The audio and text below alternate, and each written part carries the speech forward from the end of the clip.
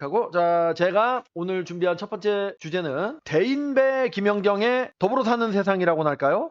월드킴의 포용력과 이제 용서력 이런 거를 조금 오늘 한번. 월드킴이 말이죠, 외로운 투쟁의 그 배구 인생은 누구 하나 도와주는 사람이 없이, 물론 도와주는 사람이 있었죠. 주변에 이제 영화 주인공이 있으면은 험난한 가시밭길, 이 굉장히 야생의 정글에 던져진 그런 주인공이 있으면은 맹수들이 우글거리고 막 뱀이 뭐 모글리 이런 사람이 있으면은 우리 늑대 친구들이 와서 도와주지 않습니까? 그런 것처럼 약간의 도움을 주는 그런 뭐 수지킴이라든지 뭐 이런 뭐 훌륭한 사람들이 있었지만은 우리의 그 부정부패로 점철된, 너무 심하게 말했나? 뭐 어쨌거나 그 합리적인 결정을 내리지 않는 약간 그 적폐 세력들이 많은 배구 협회라든지 또는 이제 구단이라든지, 뭐 이런 사람들이 있잖아요. 그래가지고 장애물들이 많았는데, 그러면은 사람이 삐질만도 한데, 삐진다기보다 너무 가볍게 말했나? 그래서 우리가 사실 살면서 원수 이런 게 있잖아요. 우리 일반인들도 살면서 원수 같은 사람, 그래서 손절하는 사람 이런 게 있는데, 킴은 이제 그런 거를, 이 대인배이기 때문에 모든 것을 이제 용서하고 우리 배구계, 더 나아가서 세계 배구계를 화합과 평화의 장으로 이끄는 사람이다라는 것으로 이제 좀 얘기를 해보겠습니다. 그렇다면 빼놓을 수 없는 게, 과거에 이런 일이 있었죠. 첫 번째로, 많은 일이 있었지만 어떤 일이 있었느냐, 월드킴 페네르바체 이적 파동이라는 게 있었습니다. 나무위키에 잘 나와 있구나. 자, 그래서 이게 자세히 들어가면 한도 끝도 없고, 간단하게만 말씀을 드리면은 이제 킴이 임대로 JT 마블러스로 일본으로 갔습니다. 일본으로 가가지고 어떻게 했어요? 잘했죠. 그래가지고 2년을 뛰었어요. 2년을 뛰고 한국 5년, 일본 2년 이렇게 뛰었기 때문에 다 채운 거죠. 계약 기간 7년을. 그래서 페네르바체로 갔거든요. 갔는데 이제 흥국생명에서, 그 당시 흥국생명, 그리고 킴이 항상 강조하는 것처럼 지금 흥국생명 프런트는 180도 다릅니다. 그 굉장히 킴의 협조적이고 선수들에게 친선수적이고, 저 배구 발전을 위해서 굉장히 힘쓰는 프런트로 바뀌었다는 점. 그래서 옛날 흥국생명입니다. 구흥국생명이 어떻게 합니까? 아니, 너 5년밖에 안 뛰었지 않느냐? 2년 뛴 건 일본이지 않느냐? 규정상은 페네르바체로 가서는 안 된다. 이렇게 이제 딴지를 건 거죠. 그런데 이제 우리가 임대라는 거는 계약 기간을 채운 거로 보거든요. 국제 스포츠에서는. 이게 어떤 종목이든, 우리 국내도 어떤 종목이든 간에 그렇게 됐는데, 이게 여자 배구가 이제 프로에 와서는 해외로 진출한 사례가 킴이 최초고 이렇다 보니까 옛날 실업 때는 해외로 간 사례가 많이 있었습니다. 근데 그때는 문제가 없었어요. 왜냐면은 프로랑 실업의 차이는, 실업 때는 그래도 국내 그 구단의 소유권이 있어요. 그래서 오라 그러면 그냥 오면 돼. 지금 중국이 그렇죠. 중국도 프로라고 볼 수 없고 실업 배구의 일종이라고 봐야 되기 때문에 영구 소유권을 가집니다. 그래서 근데 프로라는 거는 FA라는 게 있기 때문에 계약 기간이 끝나면 소유권이 없어져 버립니다. 소유권이라는 말도 잘못된 말이죠. 하여간 계약 관계가 끝나는 거야. 그러니까 그 기간이 7년인데 임대에도 사실은 계약 기간을 채웠다고 보는 게 관례거든요. 그게 명확하게 규정이 없었던 거죠. V리그에 코보 규정이 없었던 겁니다. 그러니까 그게 없으니까 당신은 우리 선수요, 이렇게 흥국생명에서 말한 겁니다. 그래가지고 막 월드킴이 눈물도 보이고, 월드킴이 공식석상에서 눈물을 밖으로 흘린 거 있죠. 그러니까 눈물을 참은 일은 많았겠지. 사람 그 얼마나 그 우여곡절이 많은데 못 참고 운 게 2번 있습니다. 그 국가대표 은퇴 선언할 때, 도쿄올림픽 세르비아와의 3, 4위전 끝나고 직후에 그 시합장에서 인터뷰할 때 운 거 하고 요때하고 2번밖에 없어요. 그래가지고 웬만하면 그 울지 않는 사람인데, 그래서 양보할 수 없다. 이미 페네르바체 가서 뛰고 있었어요. 뛰고 있는 상황에서 이제 그래가지고 흥국생명이 자꾸 소유권을 주장하고 이러니까, 이제 그러면은 코보에서 나서야 되잖아. 중재를 해야 되거든요. 중재를 해야 되는데 중재를 어떻게 해? 왜냐면 문서상 안 나와 있잖아. 근데 코보가 이거를 참, 흥국생명 편을 들 수도 없고 월드킴 편을 들 수도 없고 뭐 그렇잖아요. 그러니까 FIVB에 공을 넘겨버립니다. 국제 배구 연맹의 판단에 맡기겠다 이렇게 던져버리거든요. 그래서 이제 가장 발등에 불어 떨어진 사람이 누구냐? 페네르바체 회장이 말이죠. 지금 그때는 이게 큰일이었거든, 그 배구 팬들 사이에서는. 근데 지나가고 보니까 좀 웃기네. 이 사람이 이제 배구계에서, 회장, 굉장히 중요한 그런 역할을 했던 사람이거든요. 이 사람인가? 이 사람 아닌데. 어쨌든 그 사람이 벌써 이 사람이 회장이 아니거든요. 회장이라고 치자고요. 회장이면 그게 이제 2011-12 시즌이고 이렇게 되기 때문에 벌써 수입을 해왔어. 월드킴이 와가지고 터키 리그가 막 전승으로 막 질주를 하는데, 근데 갑자기 FIVB에서 판단을 내려가지고 흥국생명 말이 맞다 하면 흥국생명이 다 데려갈 거 아닙니까? 월드킴을 잘해서 도와준 거 맞. 그러니까 챔피언스 리그를 유일하게 우승할 수 있는 찬스인데 그때 다 데려왔단 말이에요. 로간톰, 소콜로바, 파비아나 뭐 다 데려왔단 말이에요. 돈을 막 엄청 쏟아부어가지고 지금 이제 우승만 하면 되는데 큰일 났단 말이에요. 그래가지고 그 페네르바체 회장이 이제 배구계의 인맥을 총동원해가지고 이렇게 저렇게 활동을 한 겁니다. 물론 뭐 뇌물을 줬다 이런 건 아니지만 여기저기에 계속 찾아가가지고 유권 해석을 하고 뭐 이런 식으로 해서 월드킴의 입장을 전달을 하고 뭐 그런 거 쟁점 이런 것들을 심도 있게 논의를 한 결과 FIVB에서 일단 이적을 허용했는데 코보 규정도 규정이니만큼 코보 규정에는 7년을 채우라고 돼 있었잖아요. 그러니까 국내에서 한국에서 뛰면은 흥국생명에서 나머지 기간을 채워라. 그 사이에 해외는 자유다. 요렇게 약간 솔로몬의 판결을 해버립니다.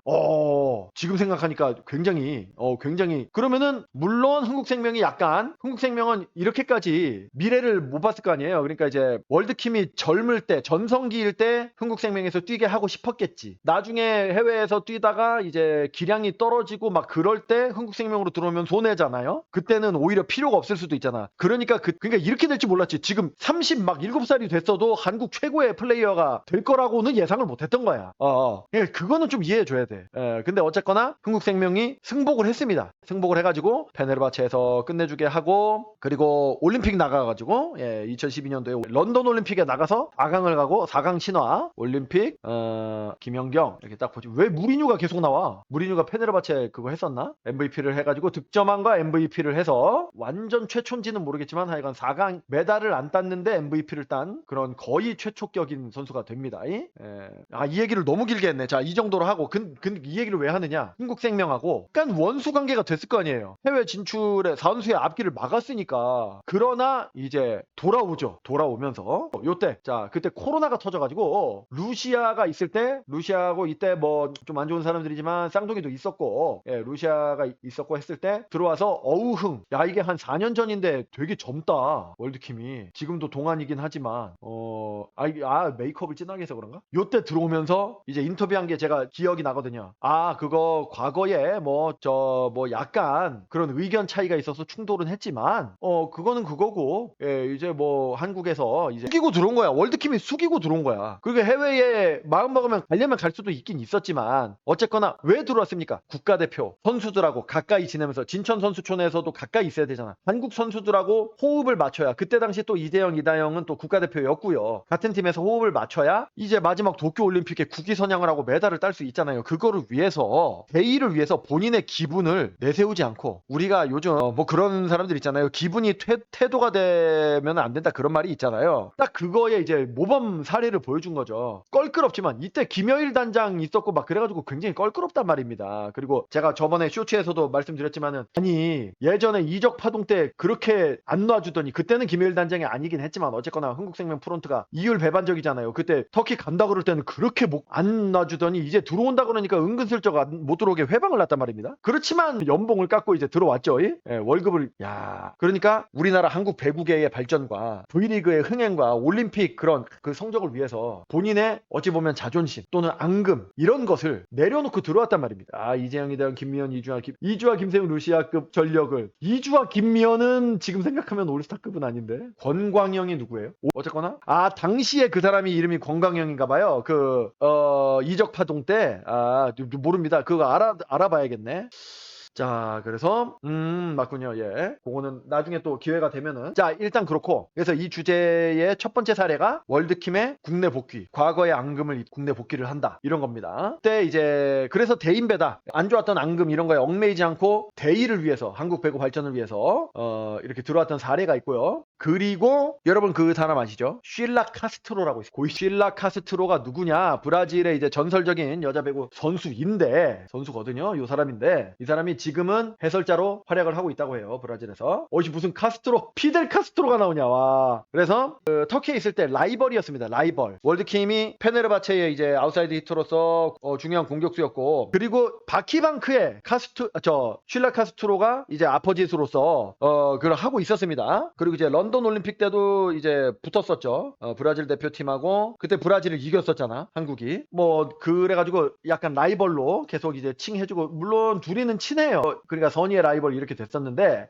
그런데 이 쉴라 카스트로가 어떤 일이 있었냐면은, 그러니까 도쿄 올림픽도 해설을 했단 말입니다, 쉴라 카스트로가. 근데 그때 브라질 대표팀에 그 일이 있었잖아요. 딴따라라는 아포짓이 있죠. 육체파 아포짓인데 탄다라라는 선수가 있어요. 탄다라 약물복용. 이 사람이 도핑이 걸려가지고, 이게 저도 유튜브에 올렸었는데, 금지 약물 우연히 몸에 들어가. 아유, 저는 이거 예전에, 그래서 제가 의학적으로 이거 제가 설명드렸는데, 제가 보기에는 의도적으로 한 겁니다. 의도적으로 한 거야. 오스타린. 이게 어떻게 뭐 우연히 들어가? 말이 안 되지 그거. 그래서 와퍼짓, 이 사람이 이제 핵심 선수였는데, 우리랑 붙기 거의 직전에 4강에서 붙었거든요. 4강에서 붙기 거의 직전에 적발이 됐어요. 적발이 됐는데, 이때 는 건 아니고 이제 옛날에 VNL인가 뭐 국제대회 때 는 게, 그때 검사를 하니까 검사 결과가 되게 늦게 나오더라고. 그러니까 우리나라가 피검사 결과가 되게 빨리 나오는 나라예요. 예, 의료 그거지 않습니까? 이제 요즘에는 의료가 붕괴가 됐지만 작년까지는 의료 선진국이었다. 재작년까지는 좋단 말입니다. 예, 그러니까 FIV에 비해서 굉장히 늦게 나오더라고, 혈액 검사가. 그래서 출전 정지가 됐죠. 예, 우리랑 붙기 직전에. 그래서 그때 잘하면 이길 수 있지 않을까 했는데, 그래서 그때 쉴라 카스트로가 딴다라가 그거 적발됐을 때, 아이고 어쩌면 좋으냐 이런 식으로 이제 딱 SNS에 자, 브라질 경기로 하고 딴다라가 도핑 태세와 출전이 불발됐다, 트위터를 쓰나봐. 우리는 자세한 내막을 알지 못한다. 분노 슬픔. 아니, 약물 복용해서 출전 금지시켰는데 무슨 분노 슬픔이야. 당연한 거지. 그 선수만의 문제가 아니라 다른 선수들 멘탈에 영향이 끼칠까 걱정이 된다라고 했는데, 그러나 여러분들 상대는 한국입니다. 그렇게 나쁘지 않아요. 뭐 심한 말은 아니지만, 해설자라는 양반이 이제 공식적으로, 네? 그리고 자기 친구인 킴도 나오는데, 탄다라 없어도 한국 정도는 이길 수 있다라는 얘기죠. 물론 넌 맞지만 그거를 어떻게 돌려서 뭐 얘기해야 하거나 아니면 안 하거나 하면 되는데, 이렇게 하니까 국내외 네티즌들 사이에서 논란이 됐고 결국 글을 삭제했대요. 그러니까 싫어요가 엄청 달렸나봐. 악플이 엄청 달렸나봐요. 그래가지고, 근데 막 그 정도는 아니야 사실.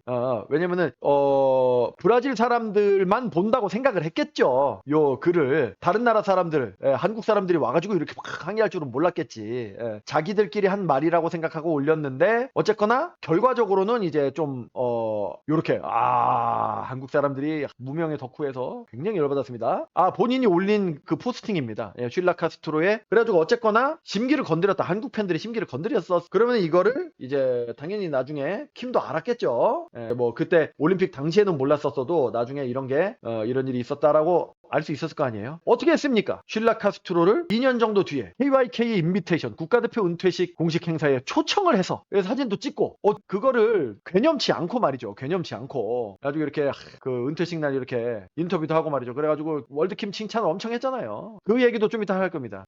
그거 얘기를 할 겁니다. 지금 동구림님 그것 때문에 지금 이게 생각이 나서 오늘 이 컨텐츠를 하는 거예요. 그래서 이러면은 뭐 사실 스트로가 사실 한국 팬들한테 자기는 되게 뭐 한국을 비난하려고 한 게 아니라 자기 브라질 국민들한테 용기를 주려고 한 말인데, 조금 한국 팬들이 너무 그러니까 좀 마음이 안 좋을 수 있잖아. 그런 거를 이렇게 초청을 해가지고 한국 팬들도 이렇게 보게 하고, 월드킴과 이렇게 친밀한 모습도 이렇게 보게 하고 하면은 마음이 풀릴 거 아닙니까? 물론 이게 이때 쉴라 카스트로 팀에 이윤정이 세타를 봤대요. 근데 토스를 안 줬다는 거야. 그래서 쉴라 카스트로가 삐졌다는 설이 있어요. 그거는 근데 그거는 뭐 잠깐 삐진 거고. 그래가지고 요런 식으로 과거 달래준 거 아닙니까? 이렇게 데려와서 달래준 거예요. 와가지고 같이 맛있는 거 먹고, 한복도 입고 싸돌아 다니면서 이렇게 기분도 풀고 한국 팬들과 인사도 해라. 그리고 여기 초청된 사람들이 좀 약간 영광이잖아요. 아무나 초청되는 게 아니니까 서로 초청받으려고 혈안이 돼 있단 말입니다. 이런 식으로 대의를 위해서 먼저 손을 뻗는 거, 이게 쉬운 일이 아닙니다. 이런 아이디어를 재단이라든지 또는 소속사라든지 또는 구단이라든지 코보라든지 협회라든지 이런 데서 생각을 해내야 되는 이벤트인데, 월드킴의 머리에서 이게 다 나온 거 아닙니까 이게. 그러면서 선수 구성마다 이렇게 세심하게 신경을 썼다. 그 다음에 방금 임 선생님께서 이제 말씀하신 헬시 로빈슨이라는 사람이 있습니다. 이거는 이제 제가 갤러들이 알아낸 것을 제가 좀 퍼뜨렸어요.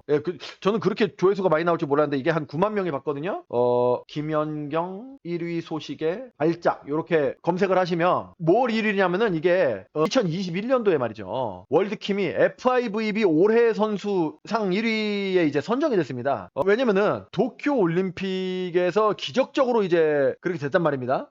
이런 식으로 자 2위가 미국 오랑테스 왕리베 그리고 파울라 아이고는 뭐 이런 식으로 있어요. 예.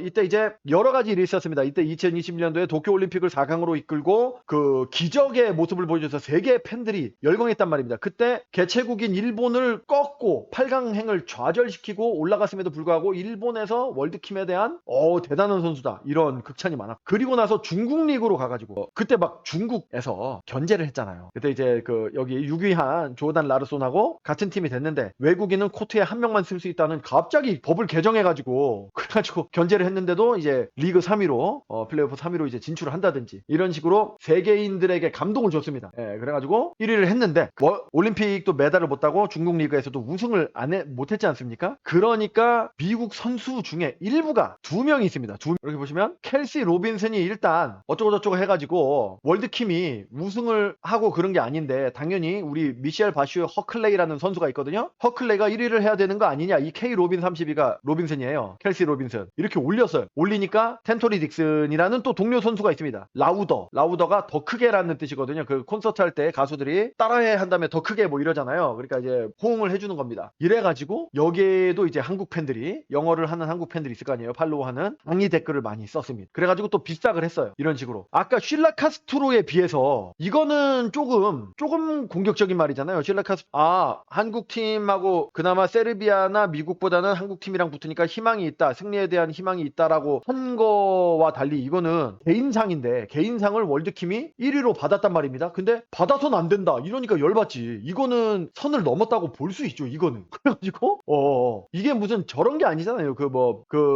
무슨 라운드 MVP 이런 게 아니잖아. 그 약간 상징적으로 배구계에 누가 감동을 줬나 이런 거를 선정하는 상인데 대놓고 한 거죠. 나중에 물론 변명은 했습니다. 나는 킴을 저격한 게 아니라 미셸 바슈가 상을 못한 거에 대한 아쉬움 때문에 그런 것이다라고 그냥 변명이지 뭐. 그렇게 해서 이분도 한국 팬들에게 엄청난 공격을 받고 찌그러지고 그럼 어떻게 했어요? 한국 팬들에 대해서 삐졌겠죠. 이분도 그럴 거 아닙니까? 그런데 그렇기 때문에 그 마음을 헤아린 월드킴이 올해 KYK 인비테이셔널, 이번에 국가대표 은퇴식이 아니라 완전 은퇴식이잖아요. 초대를 했습니다. 그래가지고 열 손가락에 반지를 꼈네. 그래가지고 라이브를 했어요. 이 사람이 켈시 로빈슨이 기대되는 일 어쩌고저쩌고 한국 서울의 배구 초청으로 갈 거고 너무 이런 말을 한 거예요. 달래준 거야. 월드킴이 켈시 로빈슨을 달래주고 한국에 와서 같이 놀자, 그리고 마음을 풀어라 이렇게 하는 거죠. 그러니까 어찌 보면은 잘못은 저 사람이 했는데 월드킴이 손을 먼저 내밀어 주는 겁니다. 결혼을 했어요? 결혼을 해서 반지를 많이 꼈나? 여러 사람. 자, 그래가지고 밑에 어떤 분이 물어봤대요.